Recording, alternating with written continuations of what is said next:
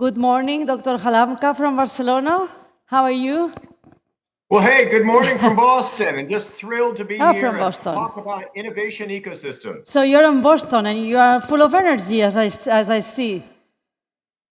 Well, so although I am a doctor and an engineer, I'm also a farmer. So I have 350 large animals. It's already midday, though it's 6:45 in the morning. Yeah, I see. You're fresh. You're really fresh.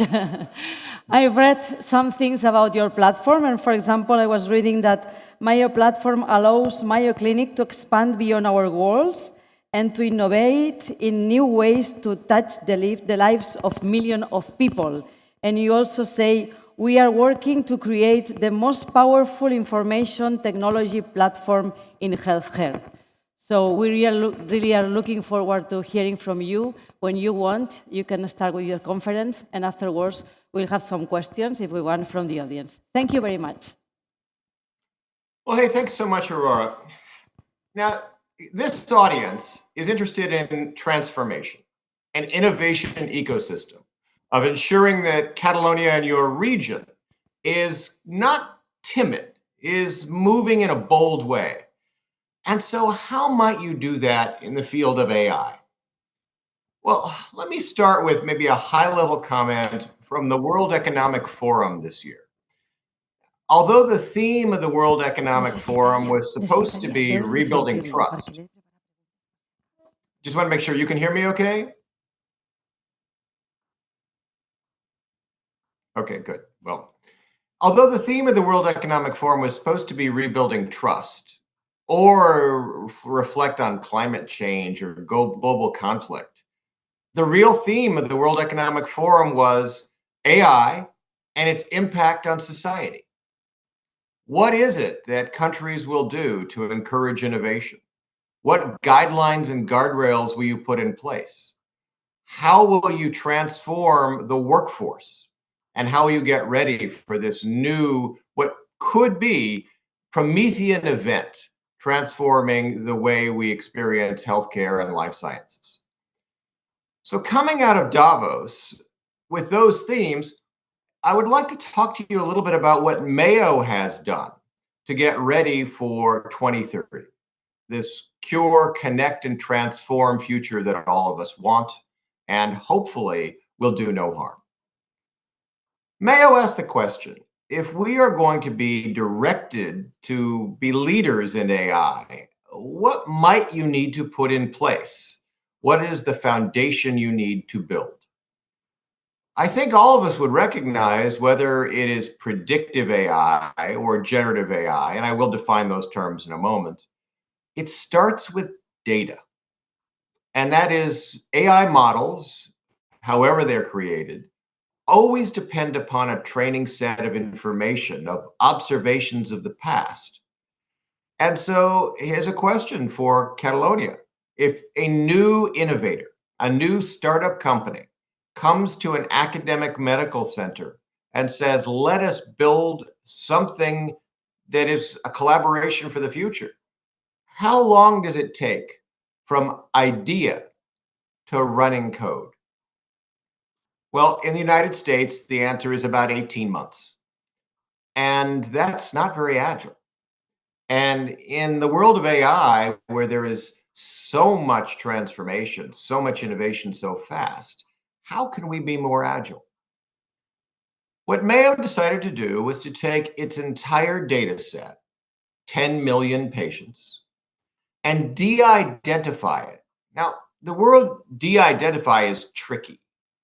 In the United States, our HIPAA privacy laws say that 18 identifiers need to be removed from the data, such things as name and address and phone number.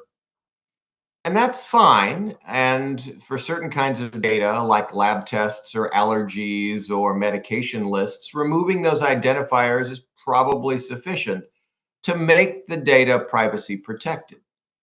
But what about the notes? What about reports? Could you imagine that if a report, and of course I'm making this up, says, and this patient is a former president of the United States? Well, it doesn't have a name, but the number of former presidents is very few. So Mayo had to take billions of notes, billions of reports, and do what we call hiding in plain sight. And what that means is we take things like job roles, geography, familial relationships, and change them in the note. So instead of former president of the United States, it might say this politician. Oh, well, there are many of those. That's sufficiently de identified. After we did this de identification on 10 million birth to death records, we then moved those records into a cloud container under our control. Now, it doesn't matter what cloud you use, pick whatever cloud meets your technical requirements, your policy requirements. You may have certain cultural expectations as to data sovereignty. The data must actually be in Spain or some such thing. It's fine. Move de identified data into a cloud container under your control, and then invite innovators into that cloud container. Not to take the data, it will never actually leave your container. Not to sell the data will never be sold, but to develop novel algorithms, to test algorithms, to create new data visualizations, gain new insights, create new solutions. So Mayo started this journey in 2020. We took our structured information in the medical record from January through April, de identified that. We took these notes, as I've been describing them, all the reports, all the histories and physicals and operative reports, and de identified those April through August. And then we began other kinds of what I'll call modalities, images, CT, MRI, plain film, telemetry, EKGs, rhythm strips, genomics, digital pathology. And the end result was about 70 petabytes of de-identified data sitting in a cloud container with the notion that we could, not in 18 months, but in 18 hours, be able to bring an innovator into that environment with full privacy controls, compliance oversight, and legal oversight of everything we were doing. In so doing, what we enabled was small companies that have brilliant engineers and great ideas, maybe some seed funding, to then interact with clinical experts and a vast amount of clinical data to polish their products, to build a go-to-market strategy. Mayo has now graduated 40 companies from that accelerator. Many of those companies have gone on to get full FDA and CE approval of their algorithms and products. Others have received substantial Series B funding. One company received $50 million in additional venture funds because it had created validated products and services with this de-identified data. And then we began to offer collaboration to larger companies. And larger companies came to us and said things like, well, we want to identify a drug target. We want to do post-market surveillance for safety. We want to think of new services we may be able to offer patients by potentially taking such things as their historical records and home telemetry and combining those in new ways to ensure continuous care in the home. And so at the moment, we have about 150 companies working with us in this ecosystem. The ecosystem really has three parts. One is the notion of curated, de-identified data. The other is agility, as I've described it, to bring on collaborators with a minimal amount of time delay, because all legal agreements are templated, all business arrangements are predetermined. And then the notion of being able to take the solutions that come out of that innovation ecosystem and deploy them into healthcare organizations.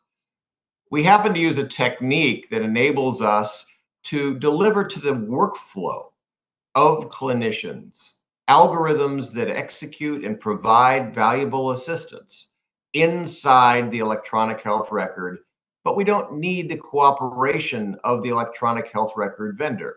It's a way of, in a neutral way, of bringing it to the desktop, bringing it as kind of a sidecar to the electronic health record, but integrating it into workflow. And integration into workflow is really important if you're going to get adoption of AI. Now let's talk about some of the solutions that have come out of this factory as I've described it. And I'll give you a couple of personal examples. So I have a supraventricular tachycardia.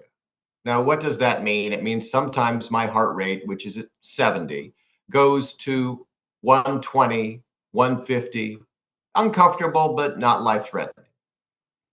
Now, one way to evaluate me would be to send me to a hospital and have certain tests like an echocardiogram or a CT of my coronary arteries or a treadmill test. And that's traditional and that's expensive and that requires a lot of professional expertise, but it also requires typically travel and it takes several visits. Well, how about this as an alternative? If there are algorithms that can take data from the devices I wear or the devices in my home and analyze my condition and offer probabilities of disease and suggest treatments, and I can do it without leaving my living room, would not that be better for the patient, better for society? Mayo now has 240 fully validated algorithms that we have developed using this de-identified data. And one of those algorithms is able to take data from the Apple Watch you wear or the phone you carry and analyze it for certain disease states like pulmonary hypertension, cardiomyopathy, future atrial fibrillation, or even measure the strength of your heart pump, your ejection fraction. So we did that with me. And the end result was my heart is in perfect shape. I have no structural disease, but I do have a small conduction defect. Think of it as a loose wire on an extension cord. And so Mayo took the AI results and said, let's try you on 25 cents a day of a calcium channel blocker, diltiazem, and see if that cures your problem. And the answer is today, I'm completely cured. So think about this, a new way of thinking where healthcare systems, of course, will continue to see certain patients in bricks and mortar facilities.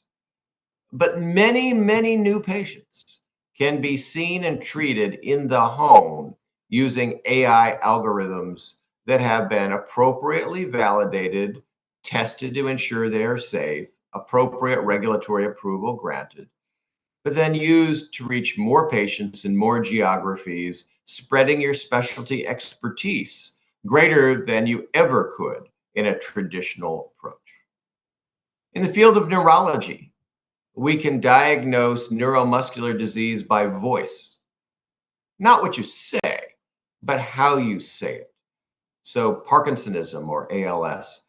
And these are kinds of algorithms developed through humans doing supervised learning on large data sets and then testing these algorithms in clinical trials to make sure they work. So it's not out of the question that in another year, you'll be able to pick up your phone and be able to say, I'm very concerned about changes in my speech, and your phone offering you an appropriate referral if there is a risk of neuromuscular disease. Or in the field of radiation oncology. Radiation oncology requires an expert physician and an expert physicist. It can take many hours to develop what's called the auto-contouring profile to treat a cancer, targeting the tumor, but not the adjacent nerves, arteries, and veins. So here's the question. If Mayo could take its entire history of every patient with cancer and take all of the data from all of the radiation treatments we've ever delivered and train an algorithm to suggest the best path of treatment, the best profile, could that save human time? Could that enable us to see more patients? Well, we did this. The end result is it used to take 16 hours to develop a profile for a complex head and neck tumor. Today, it takes 1 hour because the physics and the math are done by the predictive algorithm, and humans review the end result as opposed to humans developing the end result from scratch. Does that mean fewer radiation oncologists? Does that mean fewer physicists? No. It means we can see more patients in more geographies globally than ever before. And it's not only good for the patients, but it empowers the clinicians. And the clinicians feel like they can practice at the top of their license, which enhances their job satisfaction and reduces burnout. So I gave you these couple of examples in cardiology, neurology, radiation oncology to give you a sense of how AI, built on the right foundation, can be scaled remarkably fast to generate solutions that will impact patients. But there's a challenge. Mayo is in Minnesota, Florida, Arizona, London, and Abu Dhabi. Mayo does not have a facility in Spain.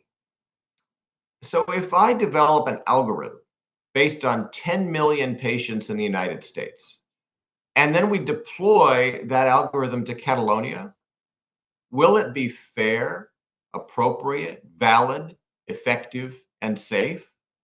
The answer is impossible to know unless we test it. And how might that happen? What Mayo has recognized is that we need a global federation of collaborators to develop AI and test AI if we are going to ensure these algorithms are going to be used in every local community and be effective. So how did we approach that problem? Well, first, we took another part of the United States and we worked with a company called Mercy Health. They have 15 million patients. And we asked them, could you, following our approach, de-identify your data, put it in a cloud container, and then Mayo and Mercy will work together as peers to develop algorithms and test them. And we did that. Then we went to Albert Einstein in Brazil and said, oh, well, all of your data is in Portuguese. Could we translate it, do the de-identification in the way that I've described, and then bring Brazil into the federation? And we did.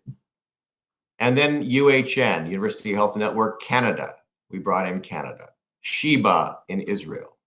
We've recently signed agreements with Singapore, Korea, and Denmark.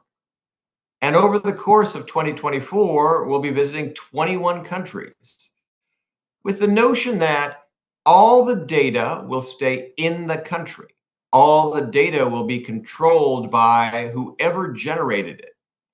But country scale collaboration, enabling AI development and validation, will develop an ecosystem, a virtuous organization of peers governed together that will develop AI for healthcare and innovation faster than ever before.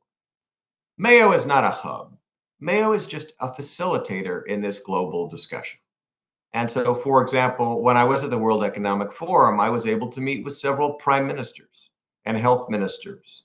And they said, be part of a global effort to create AI and innovate? That sounds good.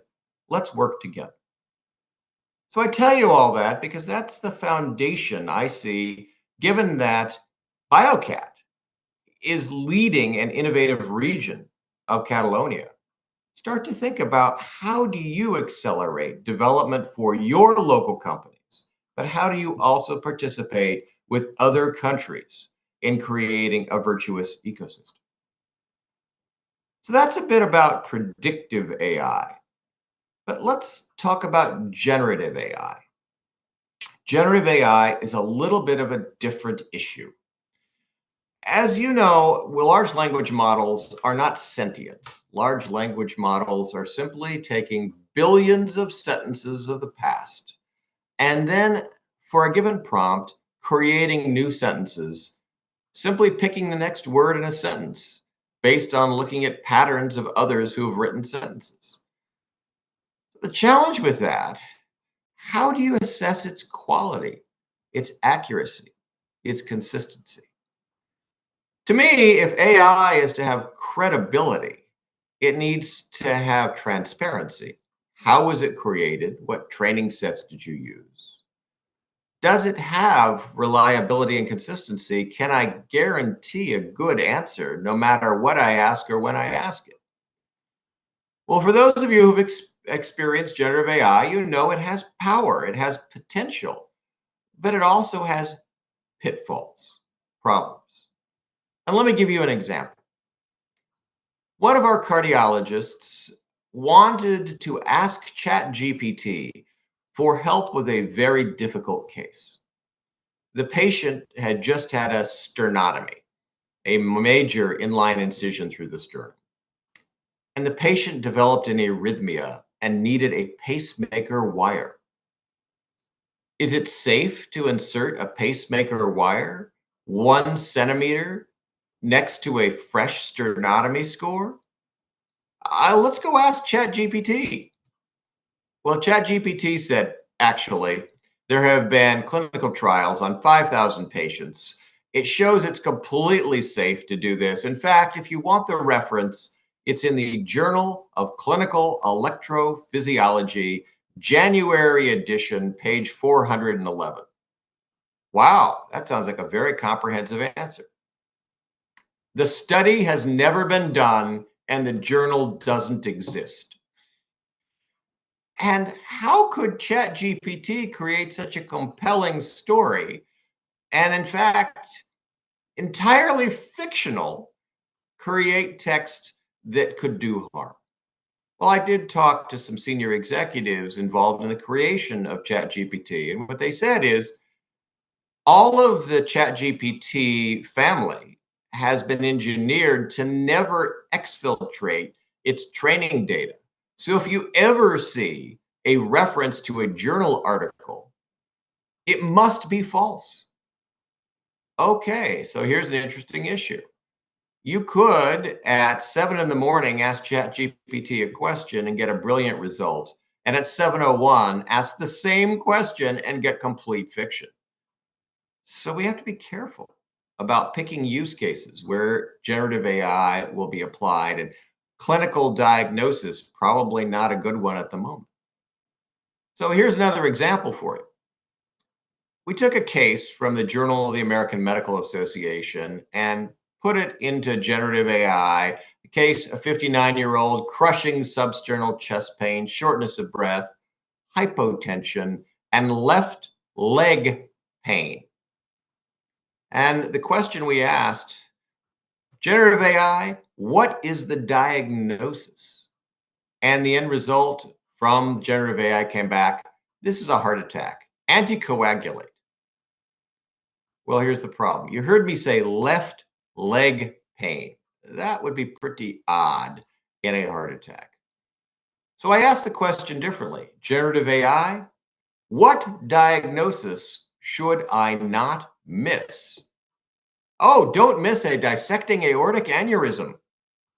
In fact, the patient was having a dissecting aortic aneurysm, and anticoagulation would have killed the patient. So, depending on how you ask the question, you can get a credible answer and not. So, what is Mayo doing in generative AI given these risks in the short term? I think we again all agree generative AI is powerful. And might generative AI do such things as summarize patient chart data when a patient is brought to a doctor with a 3,000 page chart? Can generative AI create a summary? Actually, it does a really good job. So we've actually taken a generative AI product, put it in a secure location where we can send medical data to it and get responses like summaries, and that's in production today. Or can generative AI help doctors with documentation, reducing the burden of typing medical records. Again, we're live now with 400 doctors doing that. And the ambient listening, that is the doctor-patient conversation data, is then brought to generative AI, and generative AI writes the note summarizing the visit. And it works very well. Of course, a clinician has to edit the note before signing it. And then could a generative AI system help you with managing your clinical messaging, your inbox? Well, again, we're live with that. And what we have found is that about 80% of the burden of managing a clinical inbox, of clinical email from patients and colleagues, can be managed through generative AI, with the notion, again, that the clinician reads and edits before sending. But the bulk of an email response is pre-formed by the generative AI, and that works very well. But Mayo recognizes that often we overestimate what we can do in a year, but very much underestimate what we can do in a decade. So I am not suggesting to this audience to slow innovation with generative AI. In fact, do more experiments. Just recognize the risks and make sure these experiments aren't making life-threatening decisions for patients at this time. And so here are some of the examples of what Mayo is doing. The notion of generative AI and large language models predicting a word in a sentence, again, wonderful for documentation or summaries, but that doesn't sound like medical decision making. Medical decision making is often asking, what is the next event in a patient's life? Should we order a lab test? Should we make a diagnosis? Should we give a therapy? Should we consider a hospitalization? So Mayo's asking the question, can we take 100 million patients, take every birth to death event that we have a record of from electronic medical records, administrative systems, and other databases, and train a generative AI model not on words in a sentence, but on events in a patient life? And so the thought being that when a new patient comes in to be seen and describes signs and symptoms and has a history, the generative AI said, oh, I've looked at 100 million patients like you, and the next event I predict is you're going to get a lab test. You're going to try a pill. You're going to have more exercise or a lifestyle change, whatever. Could that kind of generative AI help plan care journeys for patients, getting the right care in the right place at the right time? Maybe. So this quarter, we're going live with that in a test mode, in a passive mode, just to see the kinds of things that will be recommended, but it is not yet going to be used for any kind of decision making. Similarly, we're training what I'll call small language models. That is, they're going to be expert cardiologists and radiologists offering potentially interpretation of EKGs or chest x-rays in a way that can reduce human burden or help direct a human when looking at a diagnostic test, what place in that diagnostic test to look at or what diagnoses to consider. And we'll explore digital pathology and using kinds of AI systems to help our pathologists navigate very large digital pathology slides. One of the more speculative things we're doing is working on creating a generative AI system that will read the output of other generative AI systems and then give a validity score. Is this AI system producing reasonable responses or not? Yeah, we're not sure any of this is going to work, but isn't it kind of an interesting notion of having AI review the quality and accuracy of other AI and helping us decide whether to believe it or not?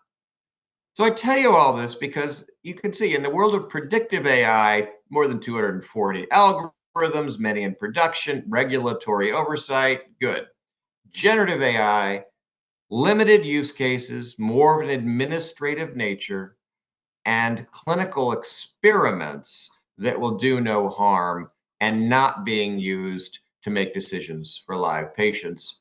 But over the course of 2024, we'll learn a lot and we'll share it with the world. For the last 40 years, I have worked at the intersection of technology, policy, and process change. So I've talked a lot about technology, but what about policy? I mean, right? We have the EU AI law, we have the EU health data space that is emerging.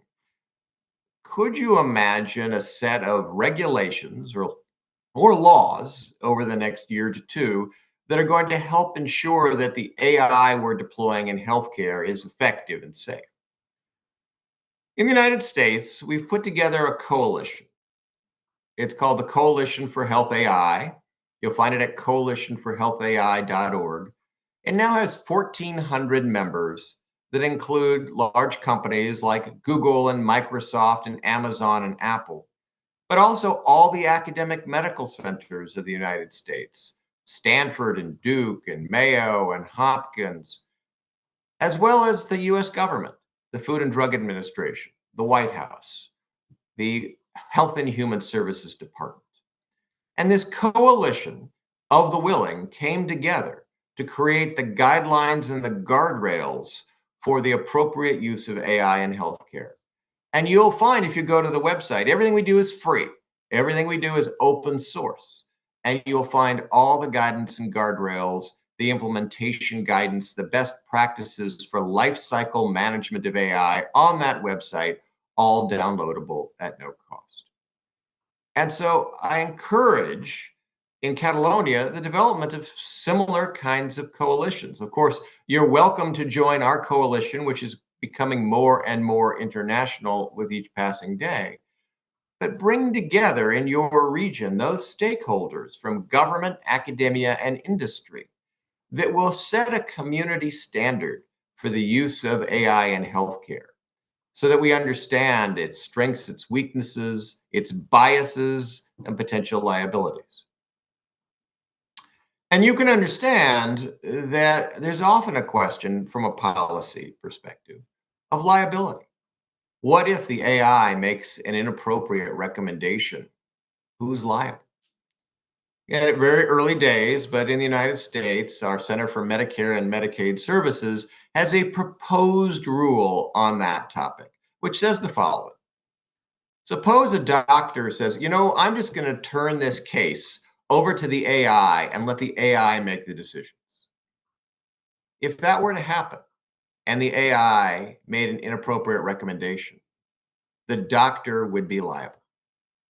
If, on the other hand, the doctor uses AI as augmentation, I am going to simply take this as another data point, a kind of research. It's like having a smart medical student on my team who's reviewing the literature. So I say, patient, well, here is my professional opinion and experience. Oh, I used this AI tool and here was its recommendation.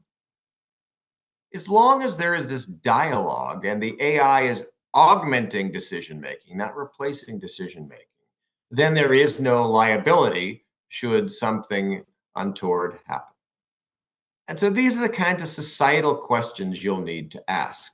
Because remember that whether it's the United States or Catalonia, that dissemination of innovation really will require mature technology and good policy, but also change management and cultural acceptance. And only by building a coalition of government, academia, and industry to ensure AI has credibility will you foster adoption.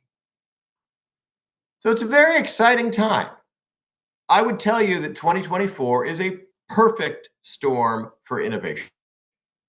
That you have the alignment of technology that's good enough, enormous amounts of data, compute that is effectively infinite, and a societal need to work on these kinds of innovations. In the last 30 days, I've been in 10 countries, and every one of those countries has a birth rate less than 1.5. And what does that mean? That means that as we have aging societies, more demand for care, fewer doctors and nurses and social workers, the only way we are going to be able to meet the demands for healthcare delivery of 2030 are to augment our existing clinicians with AI and to ask the question, how do we work smarter with the workforce that we're given, knowing the workforce is going to, by definition, shrink over time with lower birth rates internationally? So that's our challenge. Create an innovation ecosystem, create an engine to generate more AI, create the policy guidance and guardrails to make sure it does no harm, and get it deployed so you can bring the care that patients need, even with the demographic challenges ahead. And that's why I'm so optimistic. I really do believe that working together, and Mayo gives its full support to Catalonia and all your regional efforts, we'll be able to achieve global transformation of healthcare. And ultimately, that's what all of us want. The patients need to tell us what are our priorities, and working together, we'll meet their needs. We'll want to turn it back to Aurora because I know you're going to have lots of questions. Thank you very much. Thank you for Thank you for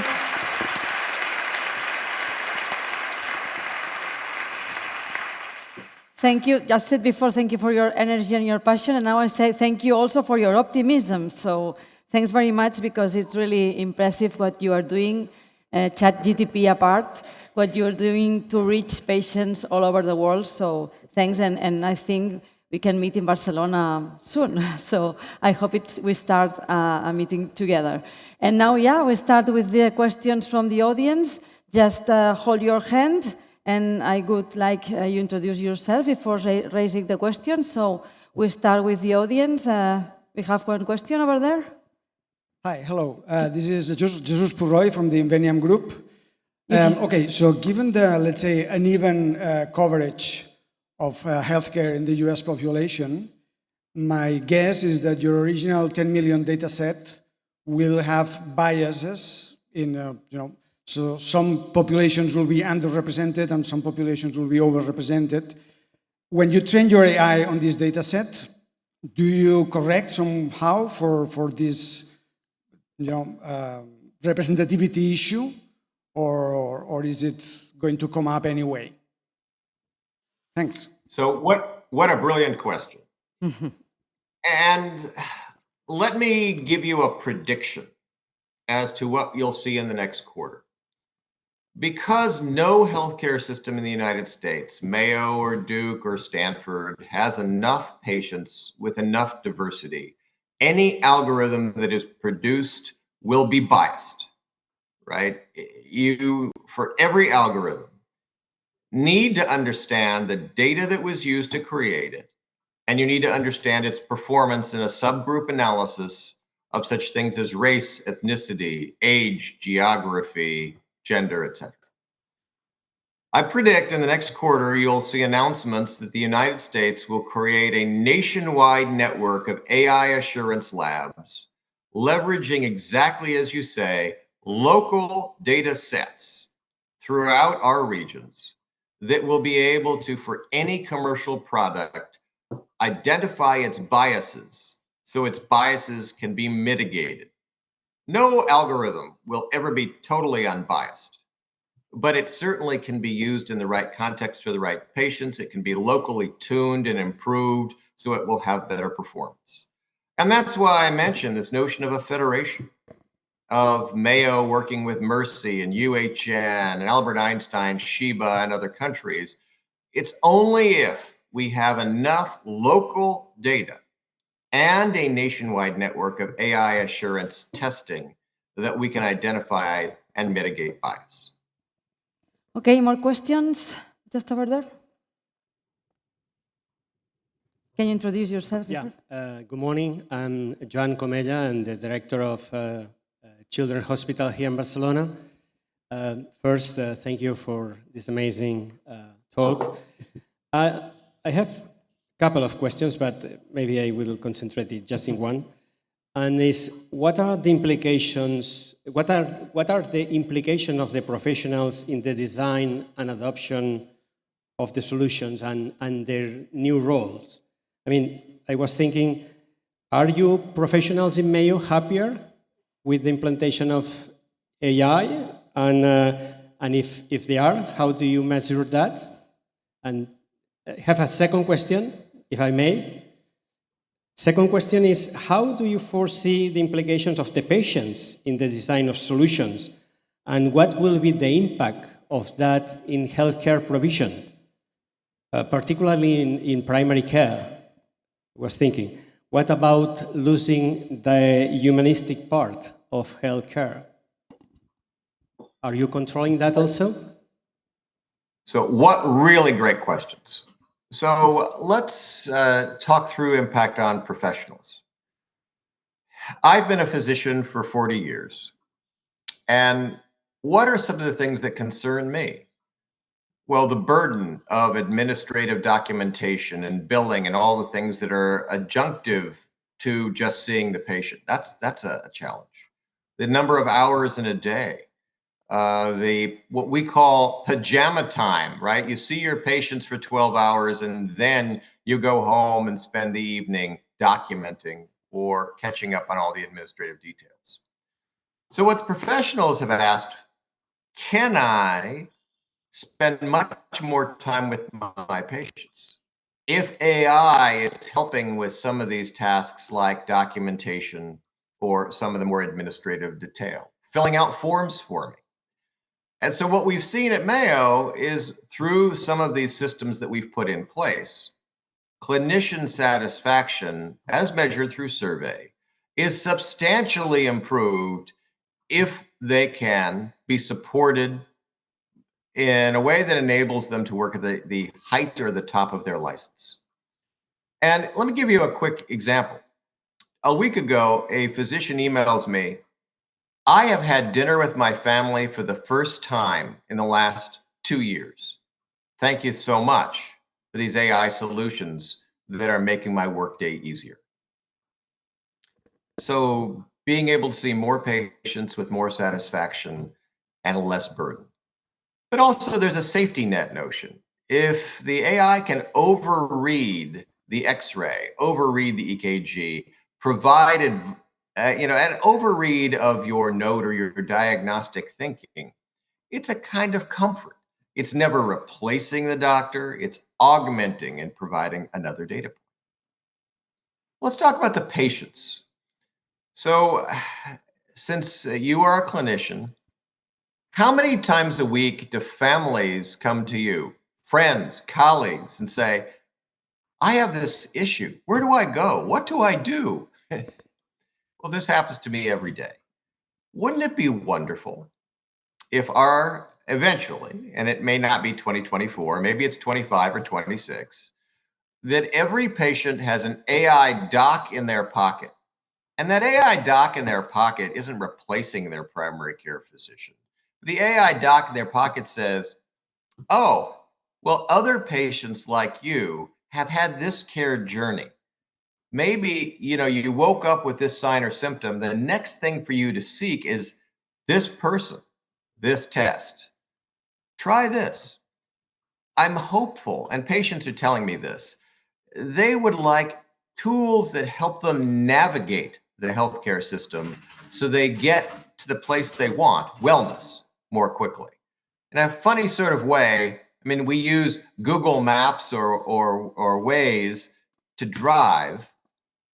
Might we have ways for healthcare that helps our patients get to where they need to be, never diminishing the role of the clinician? And maybe the last thing I'll say, based on your comment about humanity. If AI can replace your doctor, AI should replace your doctor, because we don't go to doctors for just unemotional responses. We go to doctors for empathy, for active listening, for understanding and respecting our values. And those are things that AI just cannot replace. More questions? Raise your hands. Also upstairs, if you want, there are some people that can help you to ask questions. Over there is a question too. Oh, okay, so start here and then we go there. Hello. Thank you very much for the presentation. Joan Guanyavents from the Director of Stick Salut Foundation here in Catalonia. It was a very clear and excellent presentation, but I have a question about what about the evaluation or regulation before to implement these solutions? Because it's clear that these solutions will learn and will change. So how we implement this continuously evaluation? And also, sometimes they cannot explain how he achieved and obtained these results. So how we manage these evaluations in these cases? Thank you. Well, see, what's so wonderful about speaking to an audience in Catalonia is the issues that you face are the same all over the world. So at the moment, the Food and Drug Administration in the US has the authority to regulate devices and medications. It has been charged with the oversight of AI. And so, interestingly enough, it uses a construct called software as a medical device, meaning it's regulated. We have some problems with the connection by now. We had 12 minutes left, so I think we'll try to connect again. As if it were a medical small device. Pause. Sorry. Can you hear me? Yes, now, yeah, just Can a you hear small me? pause. We hear you Okay, correctly here we now. go. Okay, very good. So I was saying FDA regulates devices and pharmaceuticals, and so it uses a construct called software as a medical device to regulate AI, meaning it's treating AI as if it were a device, which means it has to do, safety, randomized clinical trials, all the documentation. That's the construct for regulation. And of course, in Europe, it's the CE mark, these kinds of things. But you raise a really interesting point. Every AI algorithm needs to be continuously improved. And that is, it is not a static kind of application or device. So the FDA has come up with a notion called a predetermined change control plan, which is the manufacturer says, do you know, I am actually every quarter going to retune the algorithm, retest the algorithm. And therefore, FDA, I am telling you what I'm going to do over the next year. You do not need to reevaluate software as a medical device. Assume that for the next year, here is how my product will change. And that's giving you the kinds of change that you've described. We know not all AI is explainable, meaning that we know the inputs, we know the outputs, we can assess its efficacy by doing a randomized clinical trial. But sometimes it's very hard to explain how it does what it's doing. So in the example I gave you of some of the cardiology AI, the fact that an algorithm can look at my Apple Watch data and tell you my ejection fraction based on a lead 1 ECG is some very complicated math. And to be honest, no human understands the math. But we did a randomized clinical trial on 6,000 patients and found an AUC of 0.93, meaning the algorithm works even though it can't be entirely mathematically explained. So federal regulation, an opportunity to change and improve the algorithm within the regulatory pathway, and an understanding that randomized clinical trials might help us deal with a lack of explainability. That has been our approach so far. Thank you. Another question here downstairs? Yeah, hello. Yeah, and thanks so much. I'm Felipe Miralles from Biocat. Thanks so much for such an inspiring talk. I was going to ask the same question about regulation because you already answered so well. I'll go to the next thing. It's good that we share the same type of issues. No, that's a good sign. I will ask about business models, reimbursement, this kind of technology, what implies in terms of the payer, no? Bundled payment, pay for value, this kind of things, is already this in place in your organizations? So how timely is that question? On Thursday of last week, the US Senate held hearings in the Senate Finance Committee on that exact question. And I was able to contribute to that testimony. And the question, of course, is, should algorithms be reimbursed just as a drug would be reimbursed? You use an algorithm, you get paid. Or should algorithms simply be part of value-based purchasing, or the idea that in a bundled payment, if you deliver a service with a good outcome and an algorithm helped you achieve that, you are rewarded because you're able to reduce the cost of producing the same quality. And I'll tell you, I think the bias among all folks who testified in front of the Senate Finance Committee is that you shouldn't pay for algorithms. You should pay for outcomes. And therefore, organizations which embrace AI will achieve better healthcare value and will realize economic gain because of it. And at the moment, I mean, again, lots of different business models, and I'm just going to be very open with you.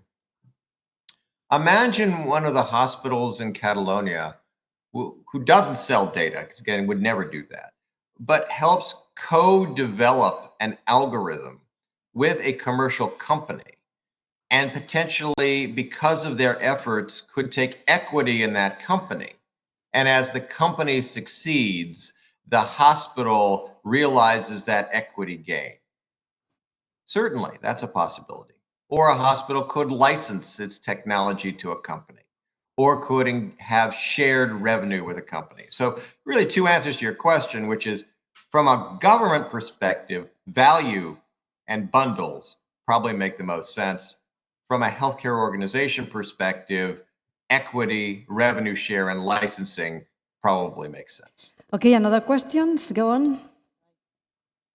Thank you very much. And thank you very much for your speech. It was very, very interesting. My question is a public health question, like pandemics. Will generative AI or predictive AI be able to predict future pandemics, like what happened in 2020, COVID-19, so that we can know what to do early enough?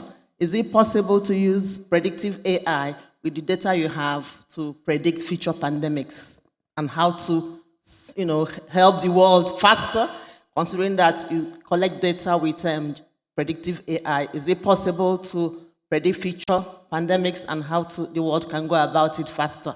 Thank you very much. Sure, and that's a complicated question, but so let me give you a couple of examples. Certainly, predictive and generative AI can help us with population health. And here's a quick example. It's not a pandemic, but it illustrates the issue. Many of us who have primary care visits each year may get a laboratory test like a blood count. The blood counts that we get may be completely normal. But what if I had a hematocrit of 43 5 years ago? And then 2 years ago, I had a hematocrit of 42. And this year, I have a hematocrit of 41. Those are all normal hematocrits. Can an AI algorithm actually look at the history of every lab test that I've had and say, patients with early colon cancer have a similar pattern? We actually would, in a population, be able to identify those who are at the highest risk for a disease like colon cancer, and then screen them with additional techniques such as colonoscopy. So we actually did this. And so in one of our community hospitals, a community of about 50,000 patients, they ran the algorithm and were able to identify 400 at-risk individuals. And of those at-risk individuals, scheduled about 200 colonoscopies. And you're probably asking, well, what about detection? The AUC on that one is about 0.85, meaning that it's pretty good. It's not 100%, but as a population health screening tool, it gets us the right identified patients for right additional testing. So these kinds of tools to monitor data on a population health basis and identify either individuals or trends certainly is possible. Mayo built a system in 2020 that looked at all of those patients who had positive COVID tests and looked into their signs and symptoms. And it was Mayo's algorithms that first identified the loss of smell and taste was actually predictive of a positive COVID test. So those kinds of things certainly work. Biosurveillance systems do require the study of a variety of things, everything from viral load and sewage to laboratory testing and results. And there have been in the United States several experiments of trying to predict pandemics and identify pandemics based on continuous monitoring of telemetry coming from healthcare facilities. So definitely something worth exploring. Thank you. We have only time for one more question. We have more hands raising, but we have only time for one more. So when you want, you can introduce yourself first, please. Cesar Velasco, Strategy and Innovation Director in AstraZeneca. Thank you very much. Congratulations for such a wonderful debate. I wanted to ask you about cultural change management and how capabilities and skills have an impact on the hospital setting and also beyond the hospital. What is the influence of new capabilities, new skills? How are you dealing with the new generation of clinicians having to tackle with all this transformation? Thank you. So much of what we have to do in the next year isn't technology or policy, it's cultural change. And every one of us will have different preferences and beliefs as to how these technologies can help or potentially harm us. You will probably see, as you suggest, a Gaussian distribution of early adopters and resistors, and that may very well be related to age. You might find those who have traditionally used analytic methods that are more just tabular will look to AI and its lack of explainability and say, oh, I'm not sure I trust that. So to me, the only way we can build trust is as Mayo has done it, which is randomized clinical trials, run it in real world examples, give clinicians. We're in the last question, and I think we've lost the connection. Try it and then evaluate how it has impacted their workload. Oh, we've lost you a bit, but I think Hello. you're still here for the last question. Just. Can you hear me? Yeah, we hear you. I can see you. Yeah, so 1 who minute, knows? I've yeah. been able to see you and hear you just fine. Anyway, so point to be made is lots of work on change management and cultural change. Maybe I'll end with this notion. The way one achieves cultural change is you need a bold vision. And you need senior people like your group to articulate that bold vision. And then you need a guiding group to ensure that change happens and change is maintained. And you need an urgency to change. So what you'd hope is, as I was saying, show that it works, build momentum, create government, academia, and industry groups that will support your efforts, and ensure that patients recognize the care they need and deserve will happen with more efficiency, less effort, and less cost through the use of these advanced tools only if there's credibility and safety. Thank you very much, Dr. Halamka. I think we can applaud you.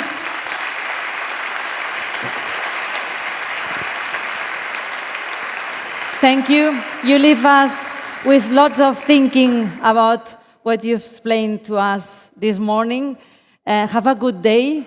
We wait for you in Barcelona just to close our relation, and we wish you lots of success with your great challenge, because I think people like you make a better world for all of us. Thank you. Thank you very much. Well, thank you so much. Have a great day.